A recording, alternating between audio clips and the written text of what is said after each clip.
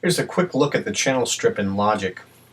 For every track you create, you get a channel strip on the side here. You can also see the channel strip inside the mixer window if you want. But for now, you got the channel strip here. You can see it says Audio 1. That's my first track. This track is going to go out the output. This is your volume control.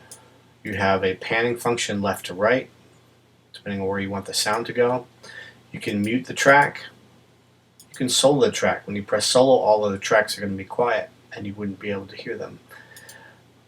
You can record on that track. This is called arming the track. When you press the R button, it'll ask you to save in a specific location. Get a little feedback there. Turn that down. Now I'm ready to record at this point. I can kill that. This is stereo versus mono input. Right now I do most of my work in mono. And this is input monitoring. When you click on this, you'll be able to hear in your headphones what's actually going through the computer. So that's just the basic sections here. Up top, you can actually double click on this and create an EQ, which we'll learn more about later. Ideally, this is where your plugins can go. We can learn about busing later like we did in the audio tool.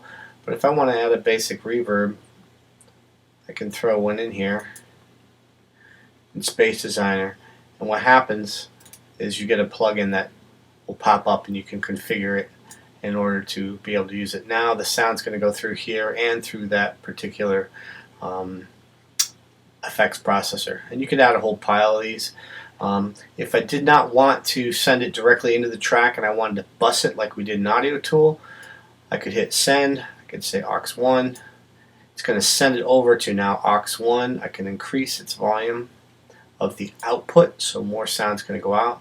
And then in aux 1, I put the insert. This is actually a better way to add effects into your sound because it allows you to be able to maintain the clean sound a little bit more effectively. So I could do the same thing and add a Space Designer in here. There's many different reverb units, by the way.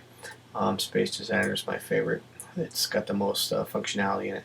So now basically I could go back and turn this off. If you just hold your finger on it, you can turn it off. The sound comes through here, it gets bussed out, it's going to go over to Space Designer, get the reverb, and then come out this aux track. This aux track then goes out the main output. And you can see all of that by clicking on the mixer window as you're going through this.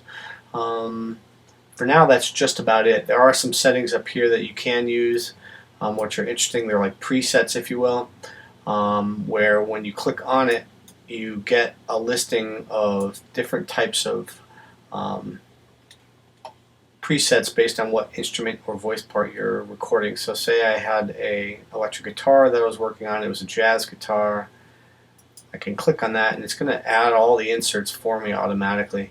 It's like a preset. It's a cheater way of making it sound better. It also set an EQ for me as well. Not a bad way to get started if you don't know what you're doing and you want to kind of test out the functionality. It's pretty sweet. You also got a tuner built into this thing, which is kind of nice, and you just click on it. You can change the name. Eventually, what I tell people to do is color the tracks too, and we can get into that a little bit later. But this is essentially the inserts on the channel strip. All of those are replicated inside the mixer as well. You can see it's the exact same thing. Hope that helps.